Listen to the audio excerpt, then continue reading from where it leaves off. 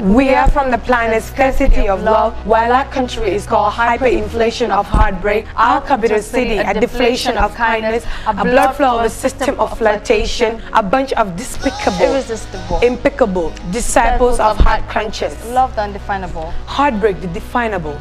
We do not do poetry, we are poetry.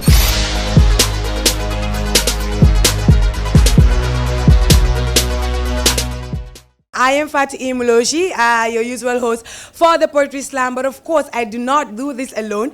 I do it here together with my amazing partner, Isatou Ceeesay. Please put your hands together with Isatou. Hello everyone, thank you for coming to the Poetry Slam finals. We're thankful for your support.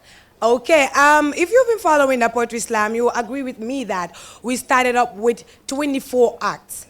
And we narrowed it down to 5. Now, during the semifinals, we lost 3 of our great poets, Mayutu Ceeesay, Kebambai, and the Rahis Choir. I'm not sure if they're here today, but I wanted to say their name to you because they've done extremely well during the Poetry Slam semifinals. And we'll be having most of them perform here today. So on that finals, we eliminated 3 of our great poets. Those are the ones I named, and we're left with 5. Now, these are the 5 poets who are going to be battling it out here today at Alliance Francaise. But without much ado, I would just like to call on stage the Poetry Slam finalists. Put your hands together as we call them on stage. Aliou Ceeesay, Omar Cham, Chernogay, Lala Touré, and Lamin Barrow. Please put your hands together for them. First of all, Omar Cham, how do you feel to be on the Poetry Slam finals today? Privileged to be part of the Poetry Slam final, of course, sharing this beautiful moment with 4 of the greatest poets in the country, of course, is a big honor, and then having all of you here right with us, so it's a great honor, seriously. Thank you. All right, and thank you so much. So I will not bore you with that, so I'll just allow them to take their leave before we start the program proper. Nekumba, GRTS, Mr. Latirka, CEO of Black Magic and Immortal X, a poet, a writer, and an activist. Thank you. Please put your hands together for them. Okay, we have very important people amongst our midst here today who are here to grace this occasion, and I would like you to recognize the presence of Mr. Momodou Sabali. Please put your hands together for Mr. Momodou Sabali. We also have Ronald from Black Magic is also here to grace this occasion. Please put your hands together for him. And we have our ladies from GRTS, and we also have my able coordinator up there, Abdou Jata. He's been supporting the Poetry Slam throughout. Please put your hands together for him. Coordinator of YPM. And we also have Ablai Baji up there. Hey, hello Ablai, how are you doing? Yes, and a whole lot of others too. We welcome you all to this great event.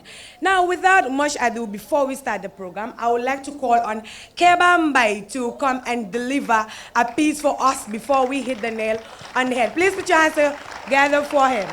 He was one of the semi-finalists who was eliminated along the way, and it hurts most of the judges, especially Ndeye Kumba and all of them, but that is what the competition is all about. But we believe in their capabilities and their potential. So Keba, the mic is yours. Ladies and gentlemen, Poetry Slam, what can I do for the Poetry Slam?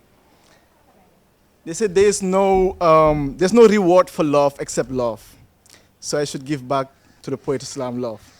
And my first poem is called She Left Her Shadow. And the second one is actually Faded. It's called Faded. So I'll go with the first piece. I hope you like it.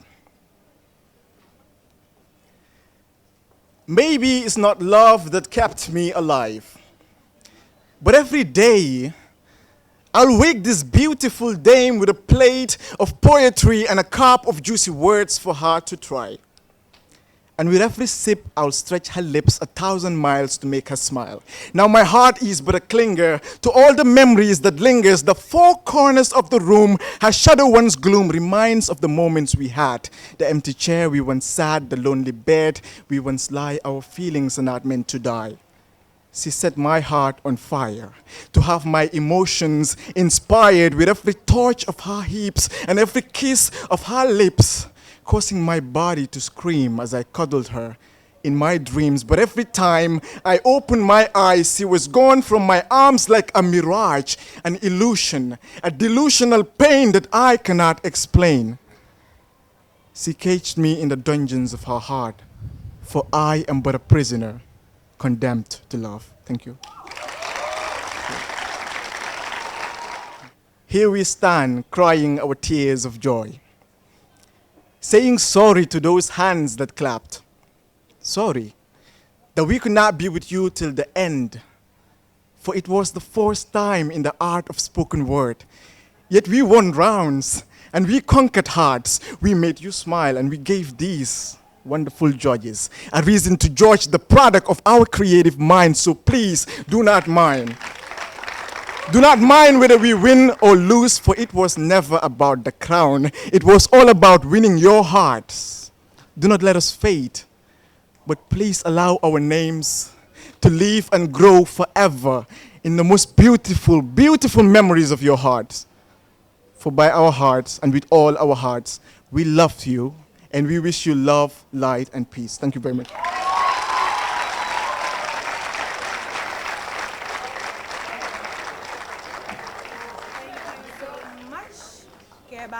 Thank you so much. He did great, right? He is really good.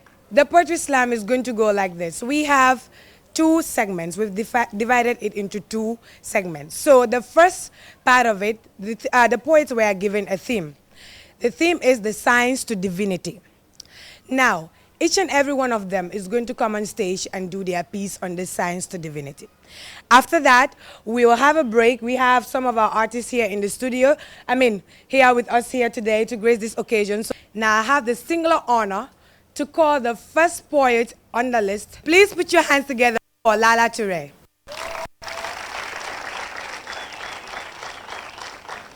See, I believe that science is divinity and divinity is science.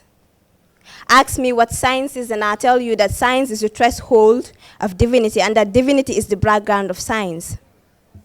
See, it is these two that would let man know the truth about his existence. Let's just take creation, for instance. How was this world created? As we used to do not know the answer to that question. Like y'all, I was born and I made it all decorated, yet I have no idea how it was all fashioned. But our holy scriptures tells us that God created this universe and everything in it by his word. He started with let there be light, fashioned the galaxies and the planets, made the moon to brighten up the night and the sun for broad daylight. He created the highest mountains and deepest oceans, the two different seas that meet but do not mix, and the most advanced of all creation, humankind, the only creation with brilliant mind. And among this humankind, he created the scientists who, through science, use the five senses to explore the universe in order to understand God's creation, make inventions beyond imagination, introduce technology and life-changing innovations, cure diseases, and solve the problems of transportation. See, change the world with laws, theories, experiments, and equations.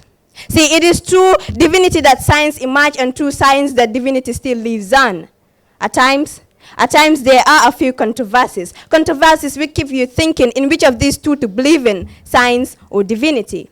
See, science and scientists would say that even the smallest atom in the world has a maker, yet they would tell you that this world and everything in it just kept into existence by accident. That there is no God, and even if God does exist, then he is just some unimaginable power behind the explosion of the Big Bang which led to the creation of this world.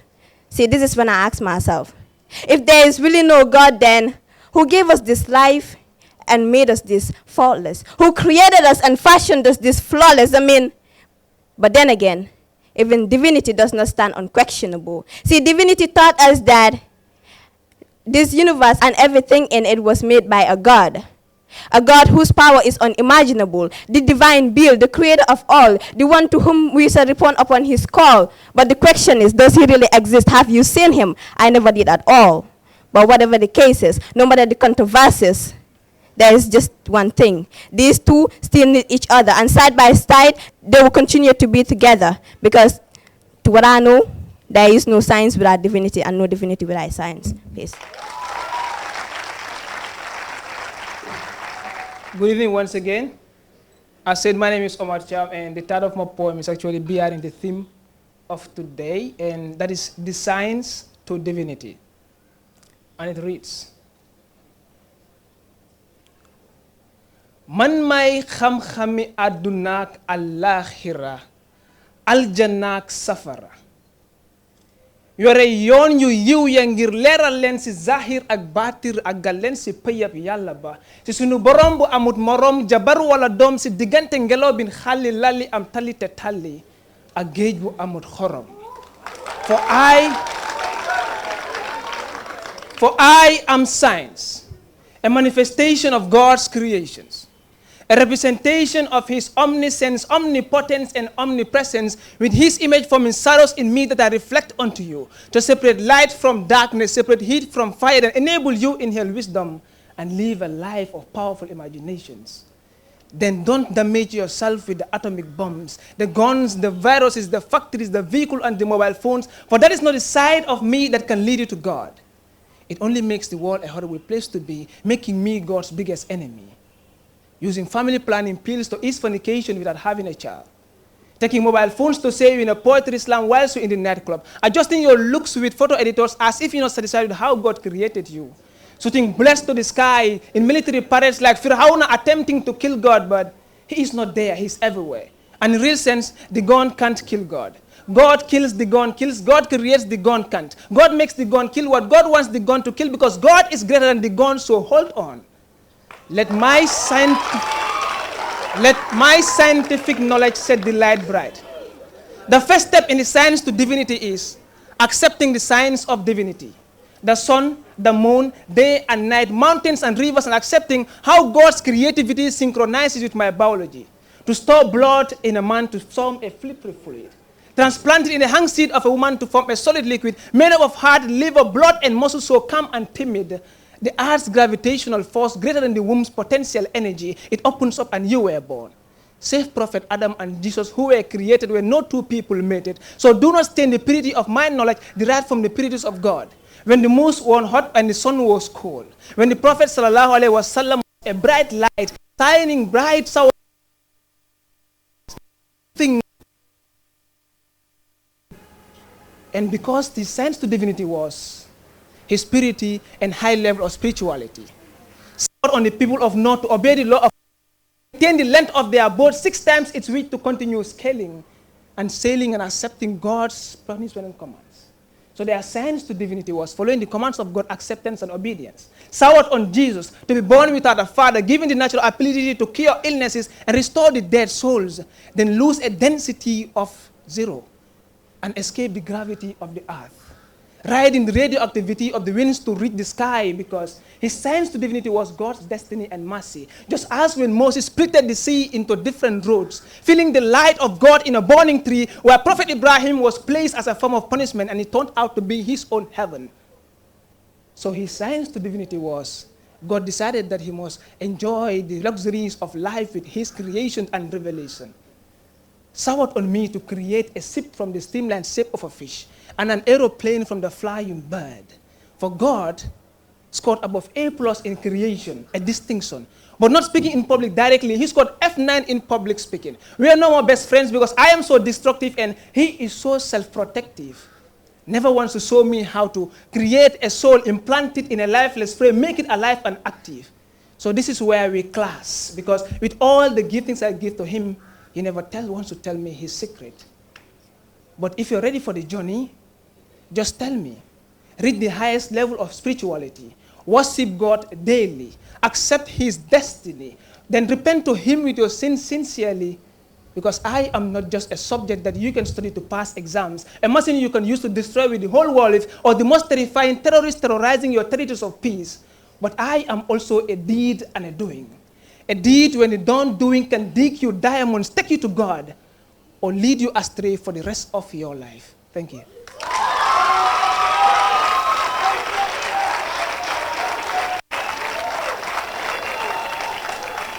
Our next contestant is Ceeesay. Put your hands together for him. Good evening, everybody. The title of my piece is entitled, If God Was My Science Teacher. And this reads, I grew up to us saying that life is a journey. So to prove this, I had to buy my mind a first-class ticket to explore the world in 80 ways, but it came back only to tell me that life is also a test. And this world right here is one hell of a big, gigantic classroom. But you see, that didn't answer any of my questions. Neither did it make any connections to my global puzzle, but it only left me more transfixed and confused, wondering if that had been the case then, who is our teacher? I know what is going in each and every one of your minds, but some of you are getting it wrong. You see, it cannot be God. For if God was my science teacher in 6th grade, then I would have grew up thinking that human beings descended from ape-like creatures that evolved the world 1,000 years ago. See, I would have grew up believing that I might have a brother or a sister who is a primate somewhere in the forest. No, instead, God would have told me that he created man from a single clot of blood. That he molded him out of mold like in a structure like his. That he breathed life into him. He will further give me presentations on how he made apes as their own kind, different from that of man's. So who is my teacher? I can recall in my physics class where I was told that the rainbow comes out when there is a reflection and reflection of light rays whenever they come in contact with raindrops. I was made to do an experiment where I would use a glass prism and a light bulb and emit the colors of red, orange, indigo, violet, and green, calling it the prototype of the rainbow. But if God was my science teacher, guess what he would have said? He would have told me that the rainbow comes out as a reminder of a promise that he made to Prophet Noah that he was never again going to flood the land for 40 days and 40 nights. He was further explanations on how he sent the rainbow as a reminder of his promise, that it is a second chance to mankind and all of Earth itself. In my chemistry class, I was told that liquids of different densities do not mix. An example is how oil and water do not mix. Oil with the less density stays on top and water with the higher one goes below. But then it still puzzles me how in the Gulf of Alaska where two different seas meet but do not mix. You see, this is so confusing as both of them are salt waters. So it got me wondering why doesn't the laws of density apply in that part of the world? So who is my teacher? In my biology class, I was reading out after my teacher made mention that a woman would reach her menopause between the ages of 45 to 55 and wouldn't be given back to children again. If you're wondering how that was funny or why I had to laugh at it, because earlier on before your class, I read from the scriptures that Sarah, the mother of Ishmael, gave back to him at the age of 90, and not forgetting Abraham was 85 as well. So it got me wondering, why did menopause take so long for her, or does she have a double lifespan of menopause? In the same biology class, I was told that reproduction only takes place when a male sexual hormone and a female sexual hormone come into contact. But then again, if God was my science teacher, he would have sit and lean on his back, have both legs crossed on the table and tell me to read from either of the scriptures, be it the Quran or the Bible, that Mary gave a virgin back to Jesus without ever seeing the nakedness of a man. You see, there might be too much contradictions between science and religion, but then they might agree that on the same definitions of the human embryo. They might agree that the mountain peaks hold the earth far below. But at the end, when it comes to life and death, see, my science teacher told me that we only live once, that you will all live, die, and simply turn to bones. There is no afterlife. You only live once, as the saying goes, YOLO. But then God will ask me to put a broom in my head and sweep that information off. Because like he does to the grass when they die, and then the rain arrives and then it all regrows, he's going to do the same thing to our very soul and then bring us all back from our fingertips right to our toes. You know, there are a lot of contradictions between science and religion, but I do know that if God was my science teacher, then the world would have been half as messed up as it is right now. Thank you. Our next contestant is Lamin Barrow. Could you please put your hands up for Lamin Barrow?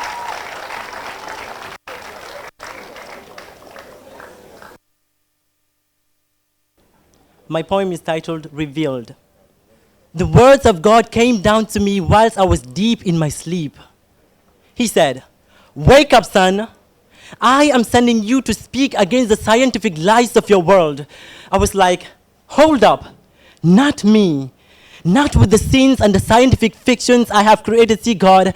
I am not too clean to believe in myself, and I am afraid I will mess up your glory, see God. I have not been staying so holy. And then he said, now that's the point. Let that be your testimony. But I was like, I am weak, Lord. He said, I will be your strength, son. I said, I don't know where to start. And he said, I will give you directions. He said, take this mic and speak those lines. And I said, but I don't speak most at times. And he said, take those scriptures, read those lines, and use my words to feed those minds. And I said, but I am skillless. And he said, but I'll still bless you with the quest of these commands. My faith in you, Lord, is the real test. And he responded, listen, son.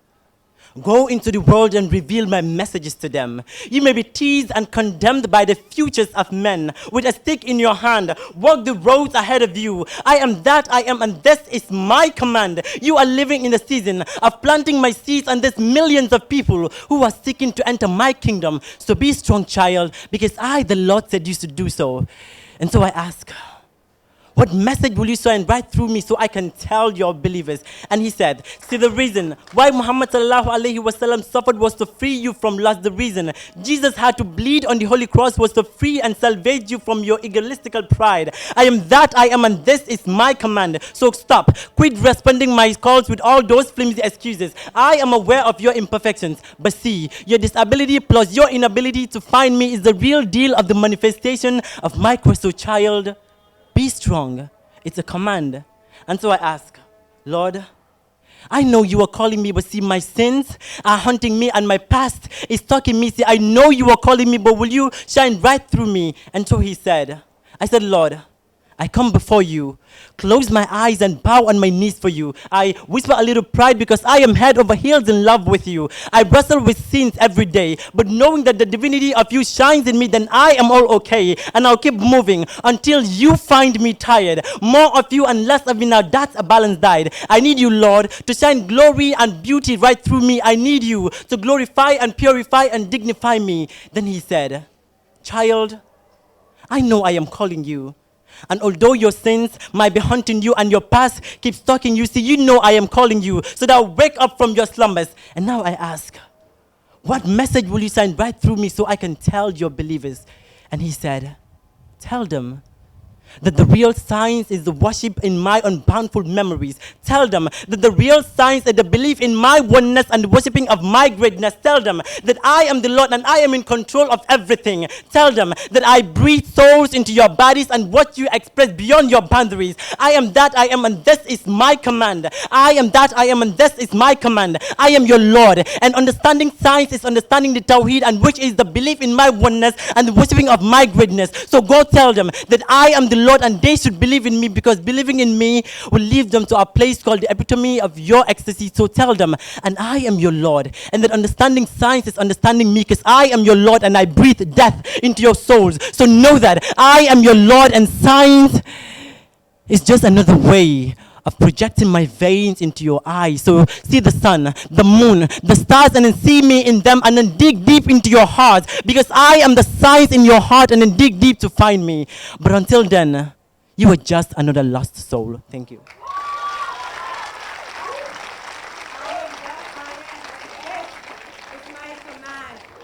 That was Lamin Barrow, and still on the science to divinity. So we proceed to the last poet for this segment, who happens to be no other than Cherno Gay. Please put your hands together for him. Good afternoon, so I say good evening.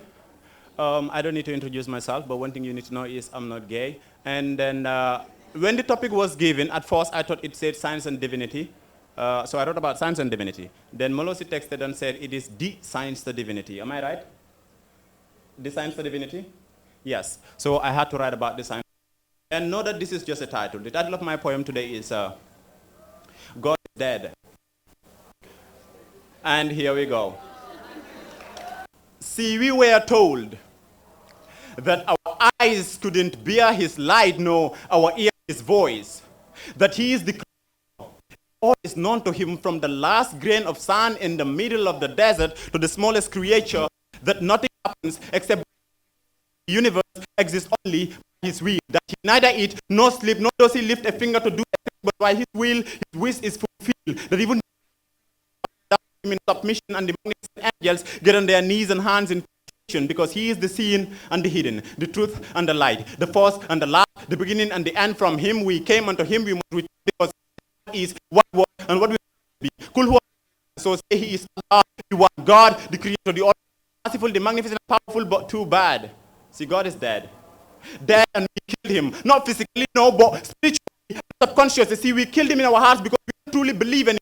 We killed him in our minds because we time to remember him.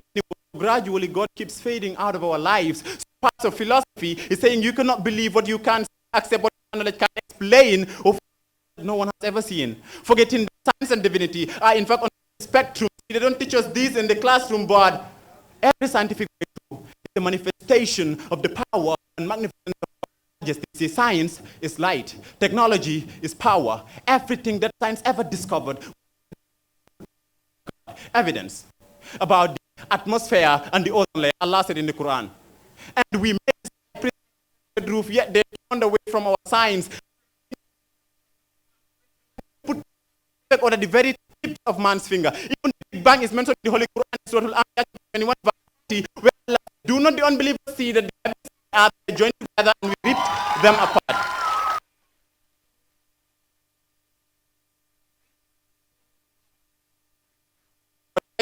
Magnificent miracle take away his divine presence. It's a blessing, but we talk the Quran was is the enemy, not to be trusted like that in Persia. Our mission was to keep the dagger from the God that held the time, but we won't listen. Using science as an excuse to disbelief, though it teaches us to reason. Donating the power of divinity day in, day out, season after season. See, we asked the questions, and God sent a messenger with a book providing the answers, but we rejected his word, saying it's by fabrication. Centuries down the line, science, a product of our intellect, is saying the scriptures were in fact right. I think it's time we see the light. See, the science to divinity in symbols or figures. No, it is a true form. The science to divinity is the attention to science, recognition, the sense of his perfection through the science. See, the confirmation of the Holy Spirit. What more could be more enlightening? Like the fact that the rotates around the sun and not the other way around. An expansion of the universe, and the fact that the constant of the universe and continuous process of the Quran predicted, science proven. In biology, Allah speaks of the fetus and the human embryo. In astronomy, he speaks of the solar system, the moon, the stars, the planet, and their orbiting motion. In chemistry, Allah speaks of chromium, gallium, vanadium, neodymium, potassium, samarium, nitrogen, oxygen, and a lot more. In physics, Allah speaks of matter and the speed of light. In psychology, Allah speaks of the human brain and mind. In sociology, he speaks of love and brotherhood, duty to neighbor, and social responsibility. In geography, Allah speaks of the mighty mountains and the vast seas and oceans. What more evidence do we need to believe that? What more evidence do we need to believe that all knowledge belongs to Allah? Science is not an exception. That the Quran is a book of guidance, and science is a faction.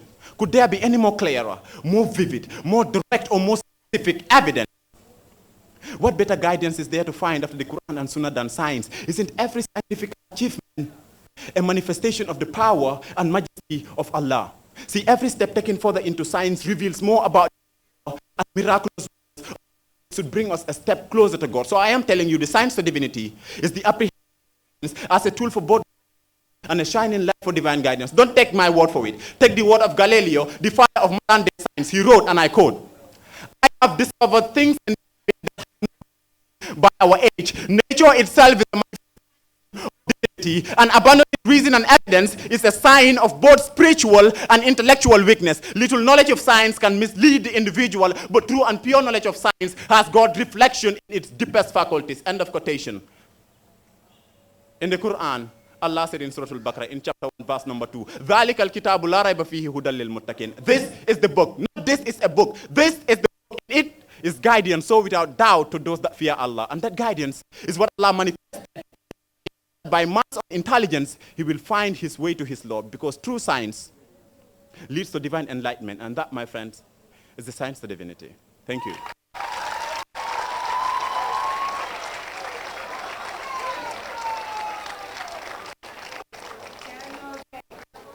Please put your hands together for him one more time.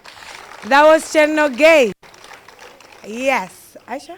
I would like to ask the judges, how was the first segment? Okay, have a listen to the 5 points. I love the theme. Sometimes it's a little bit hard to work your way around the theme. And some did justice to the theme, and I think some points actually need a little bit of work. Omar's poem, I did like the science is the manifestation of God's creation. It kind of settles the battle between science and God. I also love the contrast in Ceeesay's poem. The contrast which was what is taught in schools and what is written in the holy books, and mainly that is the Quran and the Bible.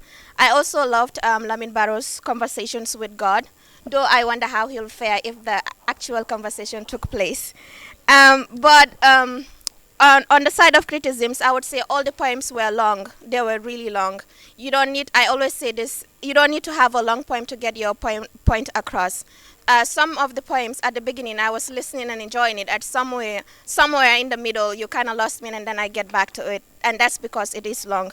But then again, it's the finals, and we're taking note of everything. So congratulations, and good luck to all the poems. I think it was a good round. You spoke about expectations. All in all, if I was judging the group of finalists, I'd say they've all done better. They've all done better during the rounds. So if I was judging them as a group, I'd give them a 60% as a group. But that's because a couple of poets did way, way lower than they've done during the rounds. A couple of other poets went a little bit below the mark. But I think the one poet that went over the mark for me, we're not judging yet. And going over your mark doesn't mean that you did better than everyone else. But I didn't expect Lala to do what she did. I loved her performance. I loved it. And I wasn't... we all have our favorites going through the rounds. And she wasn't that for me. But today, I think she won me over. But I hope with the second one, which is theirs, that they kill it. I don't think... They screamed and all of that. I didn't have goosebumps. I didn't scream out or anything like that. And they've made me scream before. So I hope when they come the next time, they have something perfect for us. But they all interpreted the topic very nicely. So I'll give them that. It was a very nice round, even though, like always, you have your expectations and then they falter along the way because either someone comes and knocks you off your guard or doesn't do as they were supposed to perform. But, I mean, creativity is something that goes on and off and is a continuous experiment. I mean, I liked Cherno when he said God is dead. It was kind of reminded me of Friedrich Nietzsche, you know, when Nietzsche said in the 19th century, you know, the German philosopher, that God is dead, we killed him. You know, so I thought he was going to go along those lines, and then he became this ultra-religious, preachy poem, which I like, and I like Omar's performance because, you know, the fact that he was able to use the Wolof and then talk all that Batin stuff, all that, you know, Banya stuff, that is really lovely. I mean, it's my bias. But all in all, I think it's a very good performance, and let's see what comes next. We've all had what the judges said. So please, can we all give the poets one more time a big round of applause, please? Okay, before all of you sleep here, we would like to call on Robs. Yes, Robs was also part of the poetry slam one time, but along the way, he got eliminated. We all know Mandela didn't fled that hard path. He fought for the freedom of his people with that belief at heart. And that's why his name is known for greatness all over planet Earth. I was told to succeed your mentor, you have to learn from them and then add your own ways. I also over funny story does change a funny story to a revolution until still get good praise.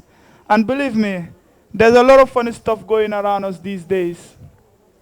It's funny when I walk on the street and see a cop texting and driving. It's funny when the immigration man asks me for my alien's card in the ID card because I look like Fuller. When I go to the American embassy, I apply for visa, but then they reject my visa application because my name is Sheikh Abdullah Muhammad and I have a big beard. So it's even funnier when Nawex on of blows our TV with no refund. So who questions or penalizes them? No one. I told myself I want change for the best, not change for the worst. See, I'm voting for the best for a really good cause. And if you listen to these kicks of knowledge in these courts, you will see the blueprint of revolution in my words. Thank you. We would like to call on Hadi Drame. Is Hadi Drame here? I sat down and I thought to myself, nakala suñu maam yi daan bayee seen waar di dem di ñëw ak di nettali seeni jaar-jaar. Ñu naan la ki yaay doomi diwu baayam bokkoon na ci ñu gina julite si askan wi. And they would put smiles on their faces and say dafa royoon ci yonente bi sallallahu alayhi wa sallam. See, these people do not even care about the beautiful cars he drives or the shiny ganilas he wears, neither the shoes nor the designer perfumes he puts on. Some of them do not even care about the background he's from, Nagir la Tegala Lebulamba Gewella. Others care less about his tribe, na Sosela Siril la Wolof Lamba Sosela. Na bu yalla bine si téere mu teddawi naan la tànnal ci ñu tabe yi set xool te rafet jukko yi tànnal ci ñu fonk seeni boppa te jiital diine wi. So they put smiles on their faces, embrace Islam, and make their obligations their priority. May fàttaliku suma maam bim ñu daan nettalil ay xibaar waaye nga jege ko si weeru koor mu joxoñ la ay baaraam.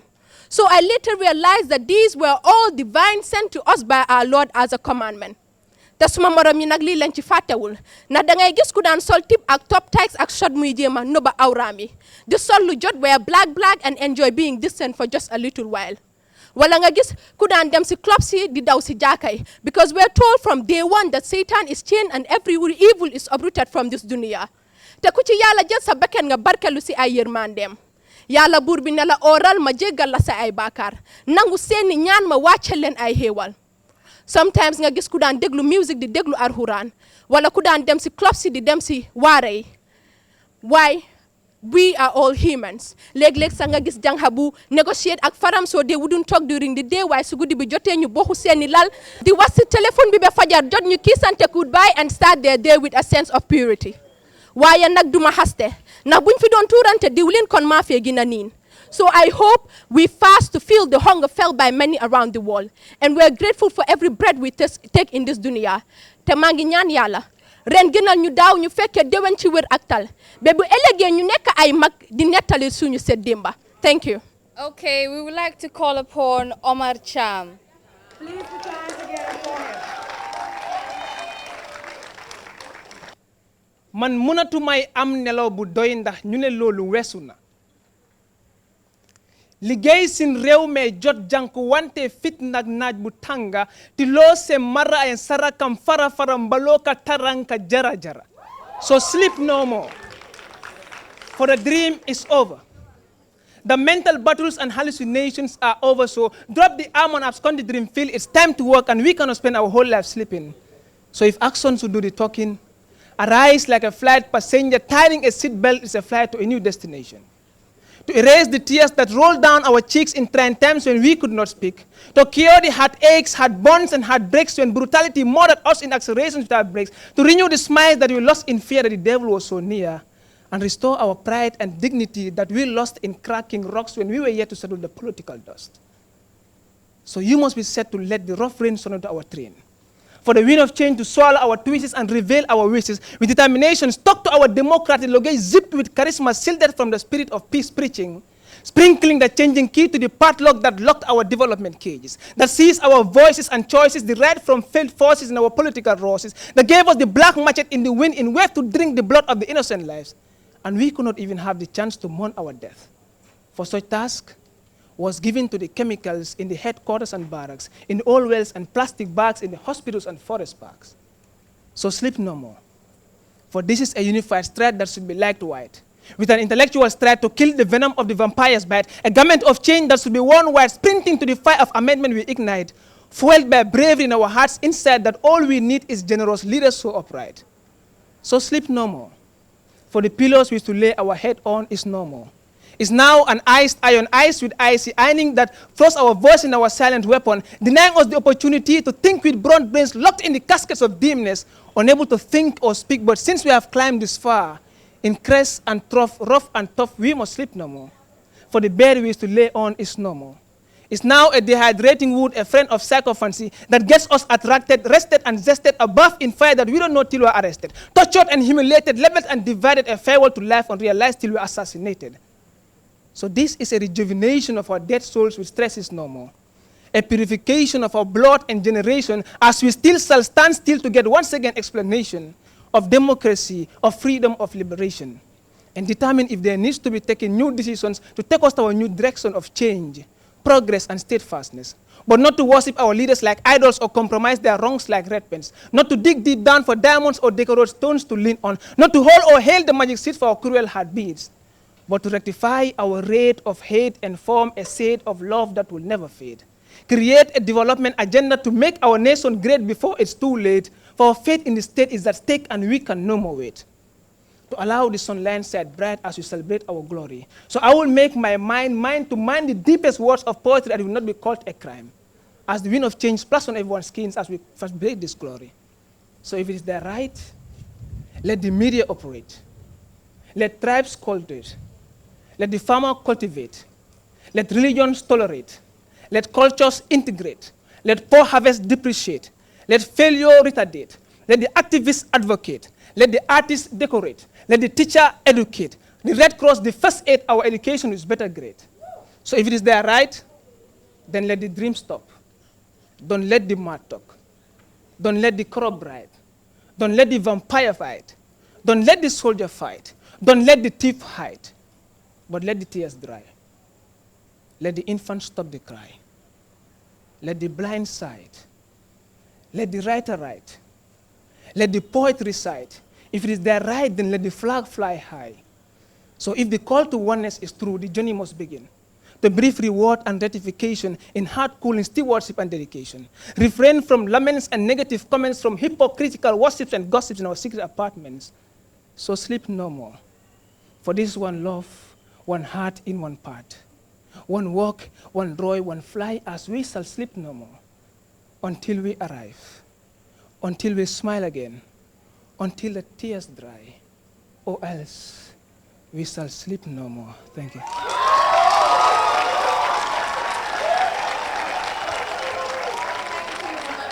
So our next contestant is Ceeesay. As if it were a quest to climb on Mount Everest, I mounted on your body. As if I had to peel off the layers of a corn, instead of undressing your clothes, I rather had them torn. Even though that night you had both your legs crossed and glued and tied to each other, I had to push and pull until I found my way right in between your thighs.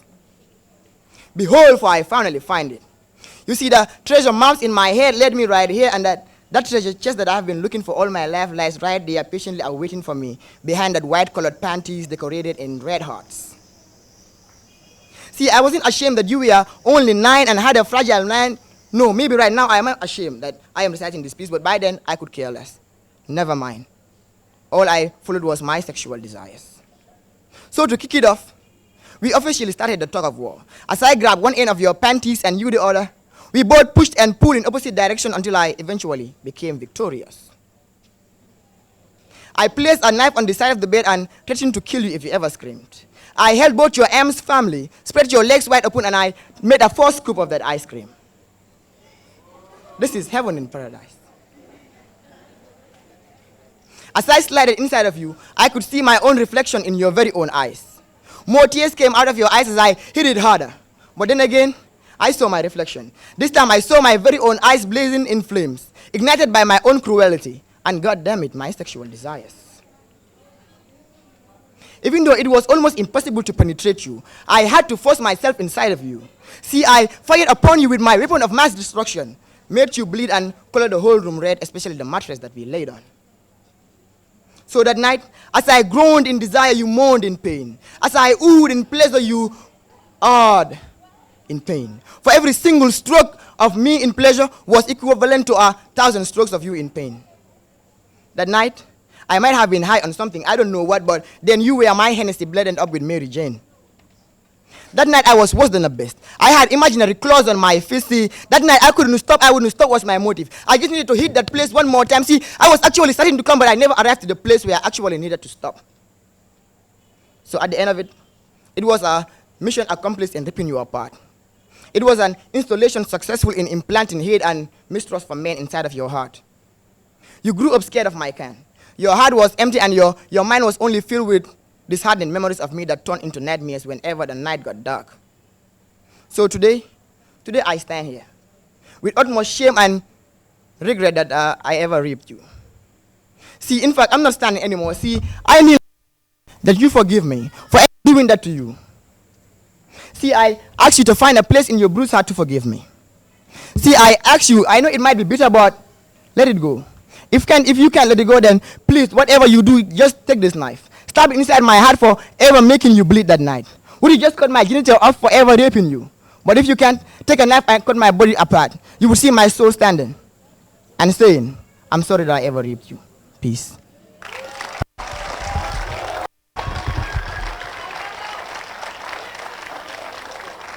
We move on to our next poet, who happens to be Lala Toure. Please put your hands together for Lala.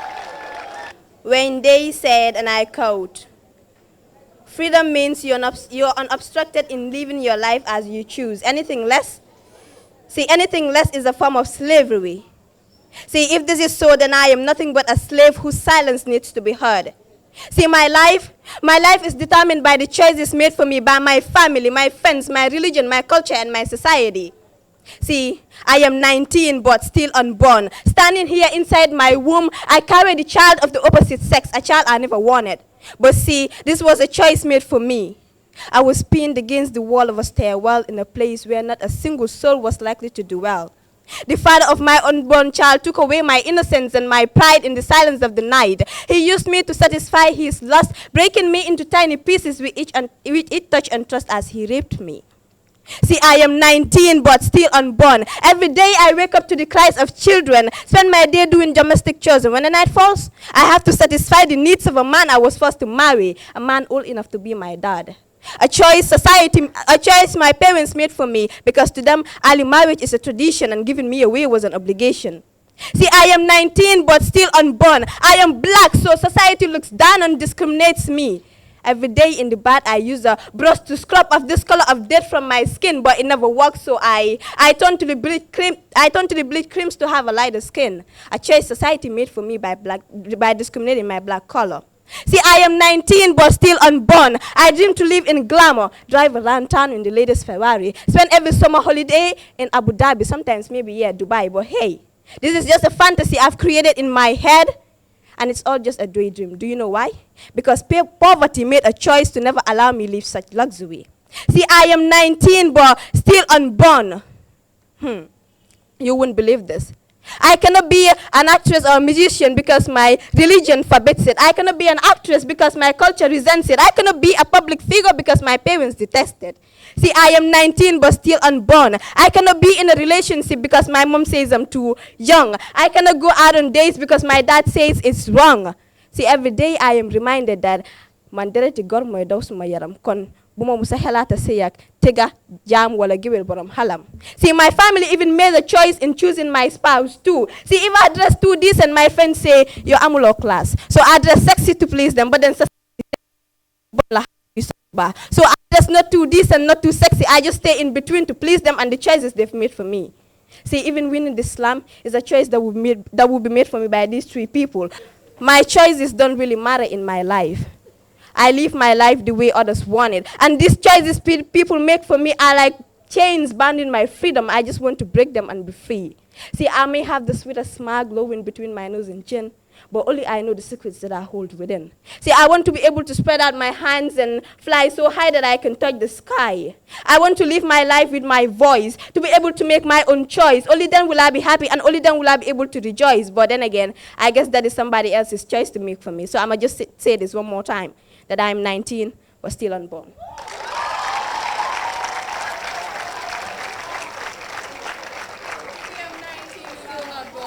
Thank you, Lala Toure. So, our next contestant is Lamin Baro. This poem is titled Dating Mental Depression.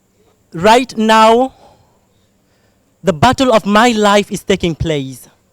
See, my mind is a battlefield where depression battles with frustration and enslave my ecstasy. Listen to me very carefully. See, this fight is a fight between me and myself as depression. Well, depression is my best friend. Happiness is my enemy, and I am a threat to myself. See, you can call me crazy because my body trembles to the beat of darkness and in a mental prison called suicide. See, this is about breaking silence with my hands and my teeth and my tongue, as every place in my body welcomes an abusive emotion that kidnaps the liberty in my flesh. I am the pain that sees the smiles on your lover's face. I am daylight locked in the chambers of darkness. I am a cliche. I am speaking louder than my stigma and hoping that somebody will listen to me. See, I am confused under the skin of my flesh as the voices in my head sing songs so evil to my health, and my memories act like soldiers crawling like germs getting into my skin. See, happiness is like an ant that walks on the skin of my mind. So they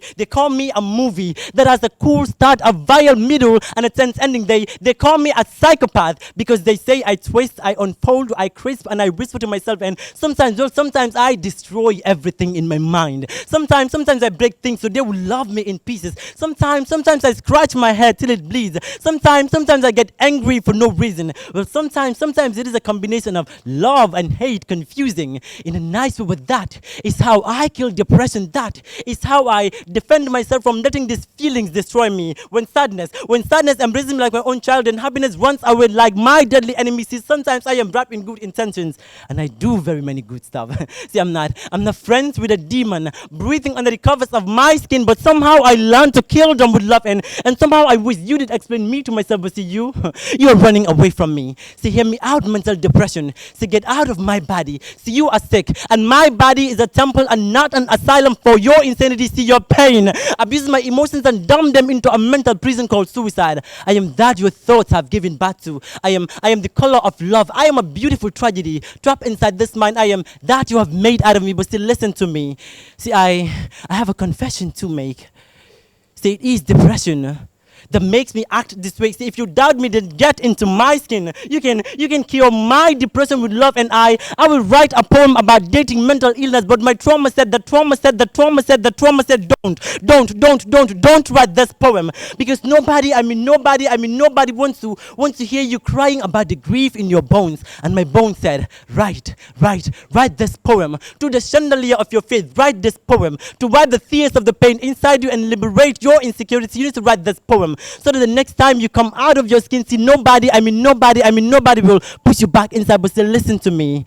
See, I'm not angry at all. It is depression that makes me act this way. Thank you.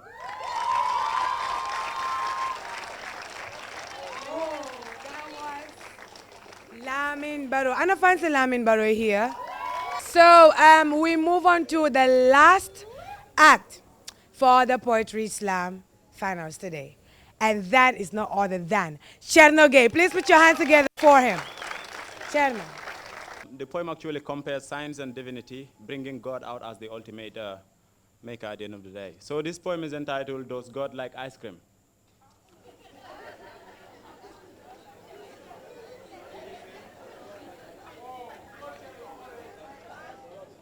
Does God like ice cream? Here we go.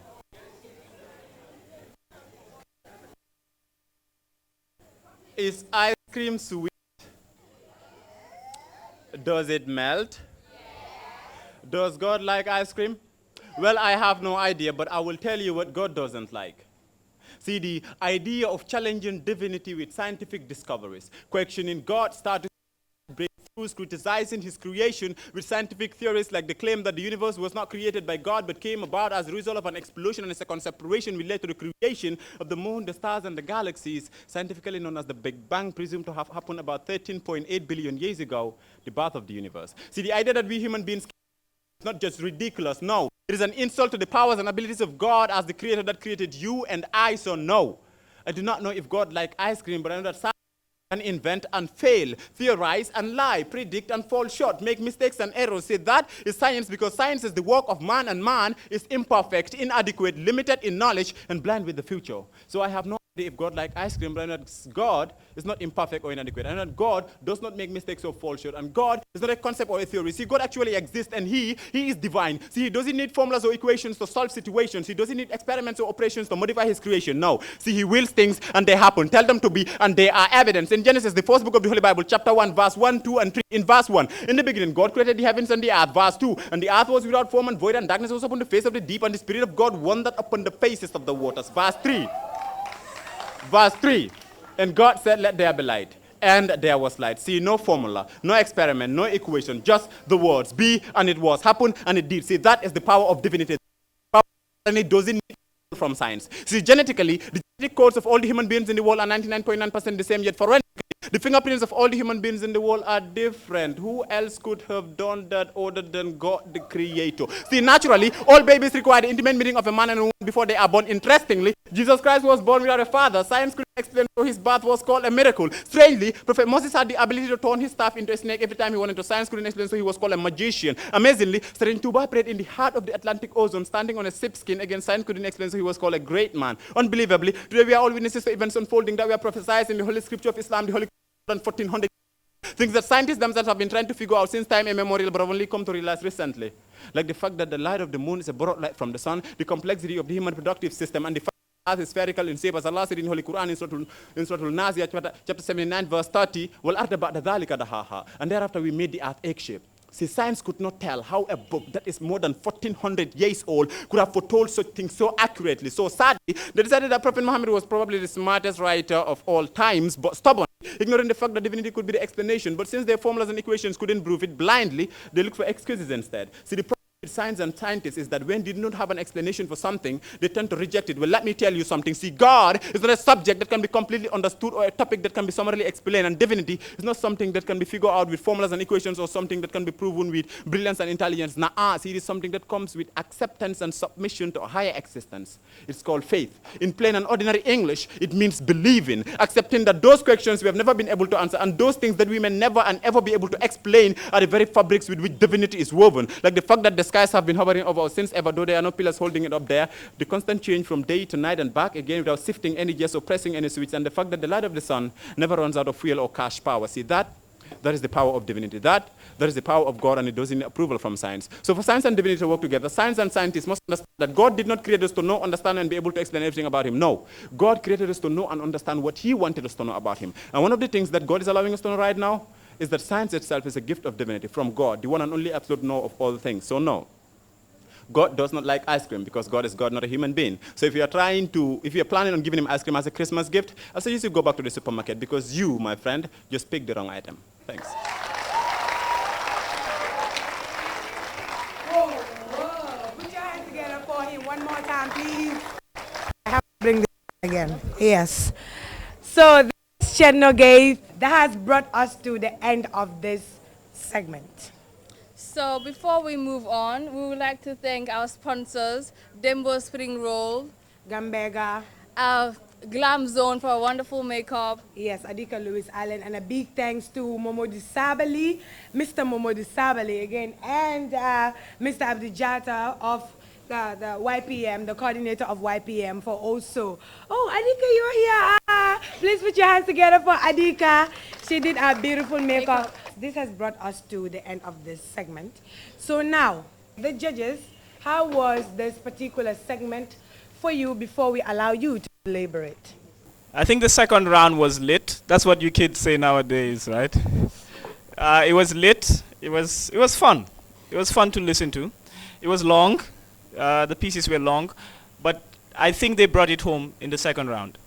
I think I have a new favorite poet in the Gambia. Oh, please put your hands together. I think I have a new favorite poet. I'm not going to say who it is. Okay, I'm sure I'll fight with my co-judges here when we're deciding. But honestly, it's been a while since someone touched my mind in that way. It was. I can't say who it is. I'll talk to the judges about it. Okay. But one of the poets just blew my mind today, and I'll tell him thank you. Okay, I just threw something out there. But I'll tell him thank you after the show. But honestly, very talented bunch of poets. And I'm very proud of what they've achieved coming here to the finals. And I want them to keep doing it, to keep doing poetry. Thank you. This is going to be a little awkward. I am supposed to repeat everything I said. Hopefully I'll remember it. What I said earlier was that I did enjoy the variety in the poems. We've heard Aliou Ceesay, "Sorry, I raped you." From the beginning of the poem, it was just about sexual desires, and I thought it was about him fulfilling his sexual desire. But we later realized that as it progressed, it was about rape and the psychological trauma that comes with rape. That was a good write-up, and even the performance was even better, and it was a poem that needs to be heard. Lala's poem too, I loved it. It had rape in there, and it also had societal restraint in there. Going back to Lamin Barrow's dating mental depression, which I think it's very important. He was shedding a light on a topic that is rarely spoken of among young people and among all of us, and that is, if you tell someone I am depressed, it's like, whoa. Depression, black people don't get depressed, but honestly we do get depressed, and it needs to be heard. So other than that, the poems were long. Latif did mention that earlier, they were way too long, but then again, as it progressed, well, some did do it for me, some didn't. Some made the cut, some didn't make the cut, but then again, it's our job as judges and as a team to sit down and finally pick a winner. So I think we're about to do that. Thank you, Ndekumba. Immortal. Yeah, I think the poem, the second round was like really good. Right? There was a lot of, it was very intense. There was intensity in it, even though I didn't know what Cherno was going on about. You know, like, I was like, okay, you kind of memorized the book and came through. But I like Lala's poem, you know, because I think it's about time we call out these restrictions that is placed on people, especially women, you know, how the female body is restricted and how patriarchy works in limiting and circumventing the woman from achieving her fullest potentials. And also Aliou talking about rape, which is one of those things, because rape is very real and people try to justify it with 1,000 many things, you know.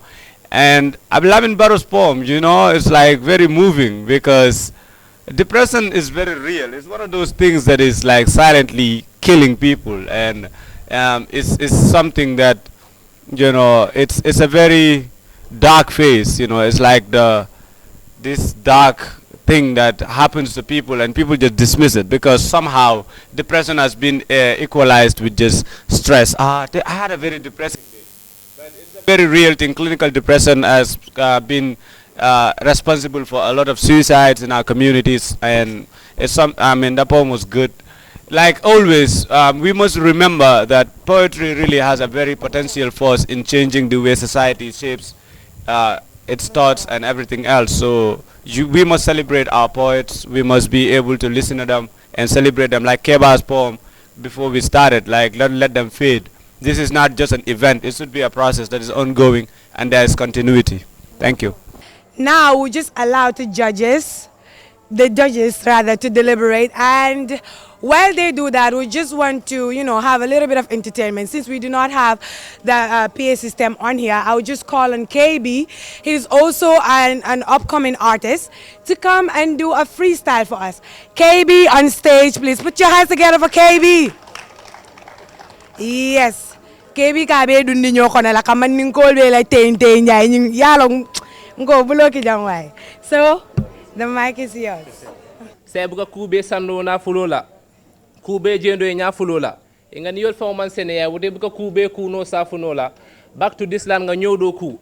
Munatin nan ka nyodo ku, this life not safe anymore. Sen fong teri da malle ka nyodo ku. Be kopi na mone di kono ba jari niga ikamuna mi mono. Ika dumbing kono. Wala fa ka garaw ko jawiya bota min kono. Koliya ba kering. Kudol ba kering ibuka mil fono. But kubuka lawanga doman fonsang harjel domo. KB Banja on this one. I believe this is a platform for young people. So I thought it wise to also invite our upcoming artists to come here and deliver. Why, when a girl child is born, her family and parents mourn. Why, when a girl child comes to earth, she is regarded as a curse? Why is she always ignored when she is born to live? Why is the girl child denied of her rights? And why is she deprived of her privileges? I feel they are precious as pearls. In their beauty is a cute smile, but yet her life becomes difficult as she grows. She smiles when she feels like screaming. She sings when she feels like crying. She cries when she is glad. And she laughs when she is sad. I mean, her love, care, and sacrifice estimates her sharpness. She was not born to be ignored, but rather adored. I mean, the raw emotions of her feelings strive into hope, a hope that she could be someone and not regarded as no one.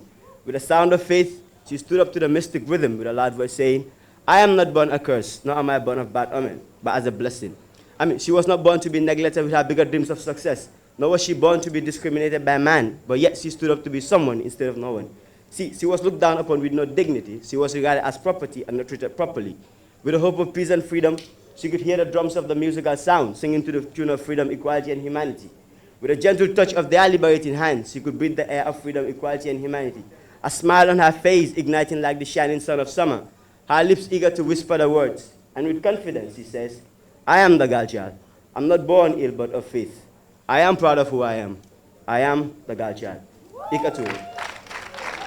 All right, thank you so much, Isatou. Please give him a round of applause one more time.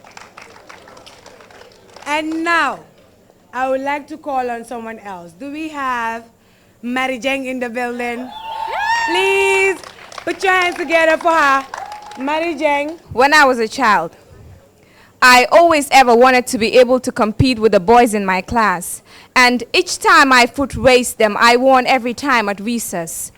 Because of my muscular frame, they called me names. And from the way I only ever wore soccer t-shirts and sweatpants, the names were implanted into my brain like growing weeds. I only ever wanted to be feminine, like the Chimamanda Ngozis. I started wearing skirts and dresses, and in middle school, they shrieked at me like racist.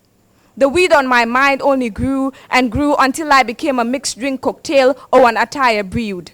With one part of me, loneliness was ensued. I thought the definition of a feminine began with the word frail. No one ever realizes how greatly words affect us as we sail, how simple nicknames can turn a pretty girl into a skeleton in a male. At that instant, I became a girl of substance. Even you could see my ribcage through my t-shirt, and my spinal cord protruded loudly through my wheated skin as if my bones were dirty knives or a fin. I became the girl that was never enough. Not good enough to speak poetry, not good enough to lay paint on a canvas, not prim to perfection, not undeniably straight, not smart enough or fun enough. I became the girl that was never enough. I never told my father, for he too thought I wasn't enough. I only ever wanted to be strong, and as a child, I was told that strength was something only a man possesses. But as I have grown older, I have realized that strength is nothingness, that it's not about weakness, but the ability to overcome anxiousness. It's about being able to lift a lifetime of baggage on your broken back like a luggage. Because the ones that kicked you when you were down are going to be the ones who were ultimately wrong. We will never be the ones who gave up on hope. We will never be the ones who gave up on each other or our mothers. We will always be enough. Enough for the ones that shunned us. Enough for the ones that caused us, hurt us, destroyed us, beat us when we were in bruises. But you see, bruises fade, and the scars on our flesh are only stories. Stories we will overcome. Yes, we will overcome. When I was a child, I always ever wanted to be strong. Thank you. Okay, it looks like we've come to our conclusion now. It looks like the judges are done. But before that, I would just like to thank some people who helped us during this Poetry Slam. Gambega for the drinks and Dembo Spring Rolls, Glam Zone, Adika Lewis Allen. Later on, we give you her number. If you want to have your trendy makeup, you can always contact her for any kind of makeup that you want. And a big thanks also goes to Mr. Momo Disabali for giving us this wonderful trophy that we have over here. And also a big thanks goes to Mr. Abdijata, coordinator, Young People in the Media, for also helping us out through this Poetry Slam. A big thanks goes to the Poetry Slam crew we have here.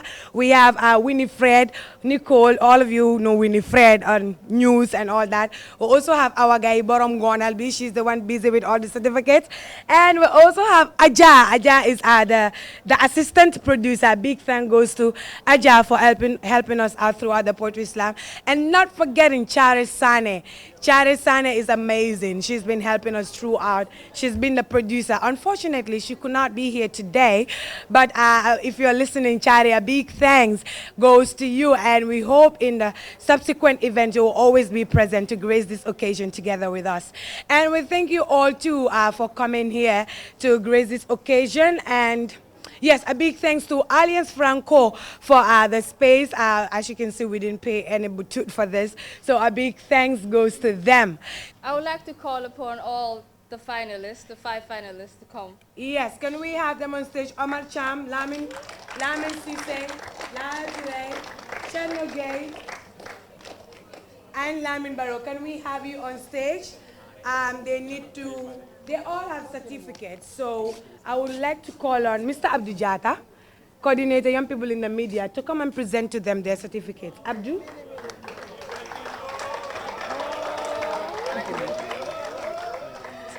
Yes. Awa, you are ready? That's Abdou Jata. Abdou, thank you so much for the support. First of all, we have Aliou Ceeesay. Aliou, where are you?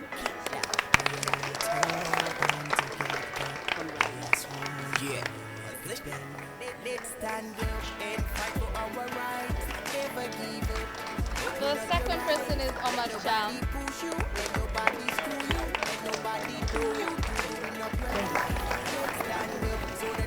Lala Toure.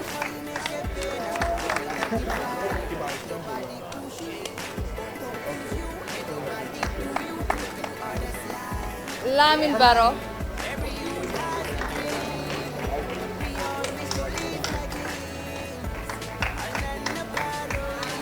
And finally, Chenogay.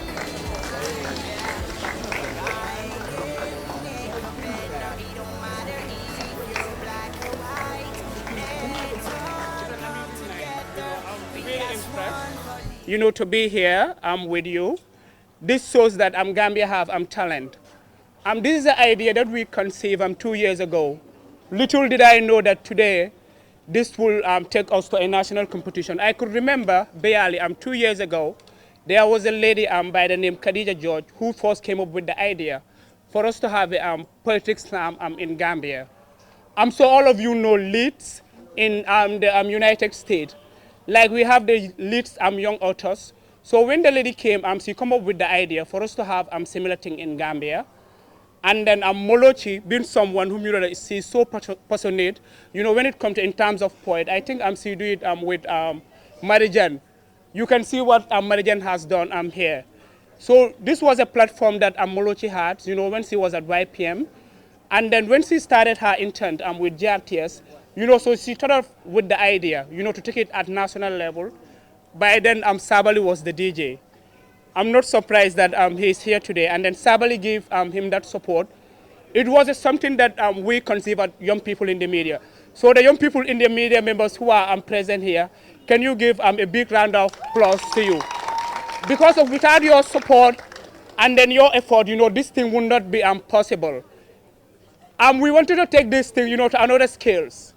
I am somebody whom you know that I do not just make empty noise. I don't believe in noise. That is why I hardly go out, you know, in public functions. I'm really impressed, I must say, here. And then this is something that I'm not bragging. I'm not just making noise. I'm so my team members know the kind of leader that they had. This is something that we'll take at an international level. I will show these videos to Khadija. Every year they do take young people from Leeds, that is in the UK, to the United States. So I'm going to work with JRTs to take these videos and then these footages to see how best Gambia, you know, can be at that international scales, whereby we can have young talents, you know, to take this thing to another level. Like these young people, you know, they can even go to America, like the UK, the way they do it. So that is something that I'm going to push. This is something that I'm going to push, and then I'm going to make it happen. I must say that, you know, when we start showcasing those videos, I don't want to make nice. Some people see it and then they snatch it away. They went and they do something with it. But I am somebody who believes in, and then I'm going to make sure that that platform that Khadija just share with us, we take it to another level. I know it has been a long day. I will not be talking that much. I must say that I'm impressed to be here, and then you people are all wonderful. On that note, thank you very much. Muloshi. For that, we want to have Mr. Momodu Sabali on stage to hand over the certificate to the winners. Sabali is someone who has been really supportive during this Poetry Slam to where we are today. He was the first person that I spoke to about this Poetry Slam at GRTS. And that same moment that I talked to him about it, he said, you know what, let's start this next week. Like that. So Sabali is one of the people that always welcome new ideas. He's very innovative and always support young people in whatever that they want to do. And I must say, I am really honored to have worked with you, Mr. Sabali. Please put your hands together for him as he come on stage to give the poets, to give the winners their award. So I would like to call upon Immortal X to announce the results. What everybody has been waiting for, right? It has been a very long journey, and I don't want us, okay, you have to calm down, right? If we announce, if you're happy about it, just know that this is, you can't ever judge people's creative impulse. So if anybody, if your candidate or your contestant didn't win, just accept in good faith and know that there's no winners or losers in the creative life. Everybody wins in the end. On that note, I will announce the first or the second runner-up is Ceeesay. Thank you. Plus. Okay, so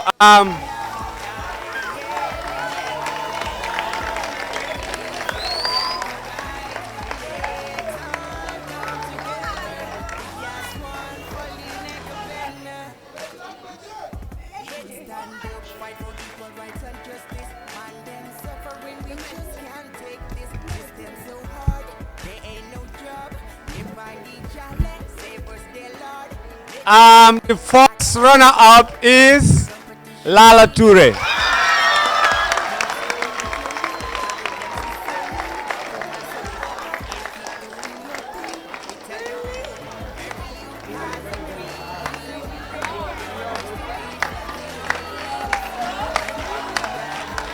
Congratulations.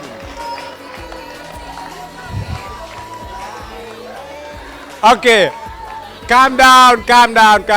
Okay, so this is the ultimate, right? Calm down. Stand up.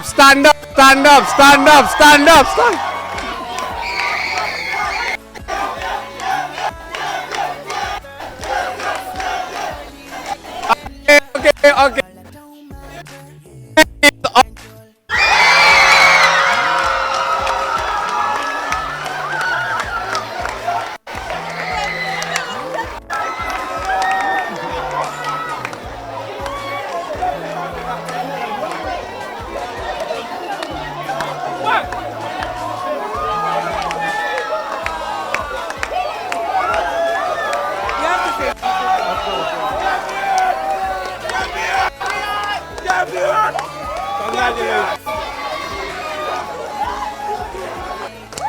Congratulations, Omar. Congratulations.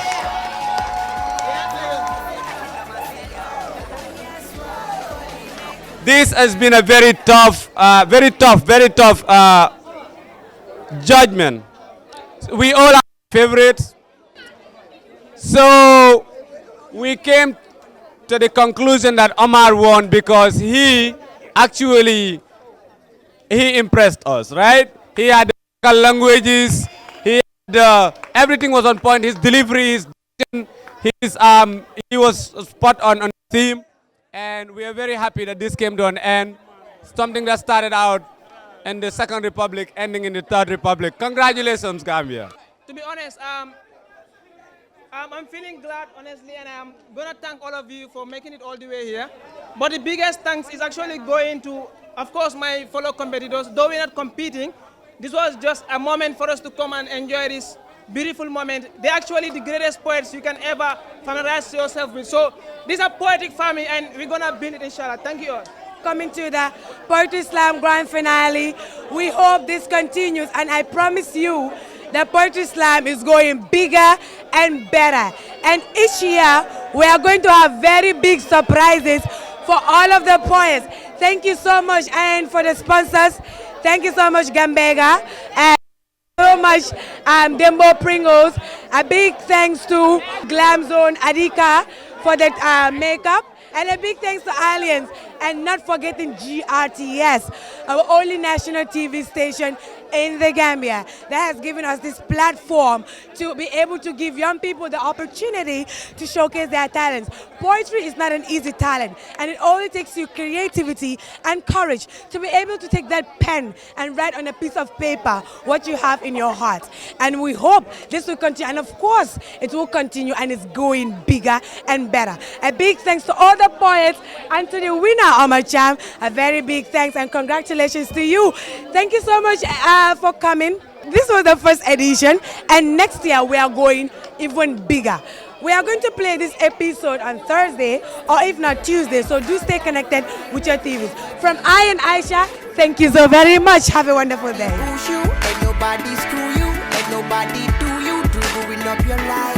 Let's stand up so that we can all unite. So how you make it better, we will not divide. Let nobody push you or confuse you, let nobody do you to do others lie. Yeah. We are from the planet Scarcity of Love. While our country is called hyperinflation of heartbreak, our capital city a deflation of kindness, a blood flow of a system of flirtation, a bunch of despicable, Irresistible, impeccable disciples of heart crunches. Love the undefinable. Heartbreak the definable. We do not do poetry, we are poetry.